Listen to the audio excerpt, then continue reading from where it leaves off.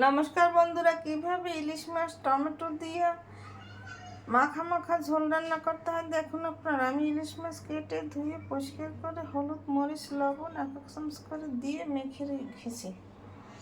এখানে আমি টমেটো কেটে নিয়েছি, একটা মাঝখান দিয়ে কাটলেই হয়ে যাবে। এখানে আমি ফ্রাই প্যান দিয়ে দিয়েছি, চুলা ধরিয়ে দিলাম। চুলায় 1 টেবিল চামচ তেল দিয়ে দিলাম। তেলে এখন মাছ ভাজা দিয়ে দেবো, একটু সামান্য হালকা ভেজে নিতে হবে। মাছ ভাজা ফিরিয়ে দিয়েছি, এখন তুলে নেব। এই মাছ ভাজার তেলে টমেটো একটু হালকা ভেজে নেব। আমার টমেটো ভাজা হালকা করে হয়ে গেছে, এখন তুলে নেব। এই দেখুন মাছ ভাজা তুলে নিয়েছি, এখন এখানে এই টমেটো একসাথে করে তুলে নিলাম। আর একটা কড়াই চুলায় দিয়ে দিলাম।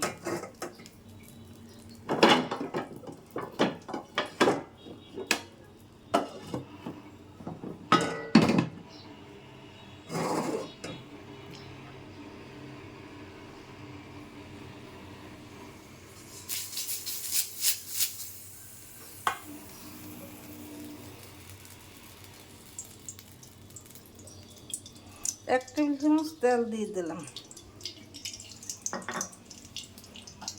তেলের মধ্যে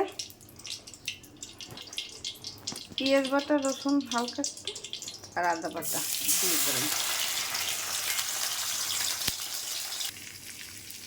পেঁয়াজ রসুন ভাজা হয়ে গেছে, বাদামি কালার হলে তখন বুঝবেন ভাজা হয়ে গেছে। এখন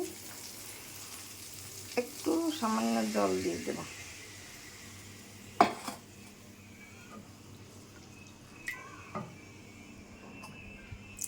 জলের মধ্যে হলুদের গুঁড়ি, মরিচের গুঁড়ি, জিরের গুঁড়ি, ধনের গুঁড়ি, গরম মশলার গুঁড়ি আর লবণ 1 চামচ এর মধ্যে দিয়ে দিলাম।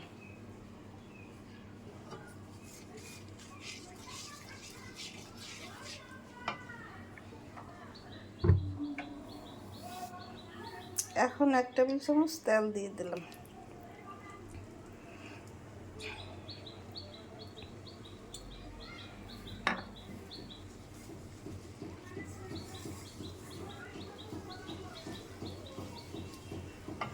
আর একটু কাঁচামরিচ বাটাটা দিয়ে দেব। মশলা ভুনা আমার তৈরি হয়ে গেছে, এখন মাছ আর টমেটো এর মধ্যে দিয়ে দিলাম।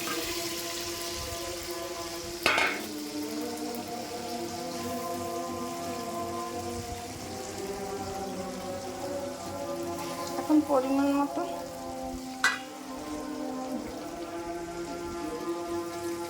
জল দিয়ে দিলাম।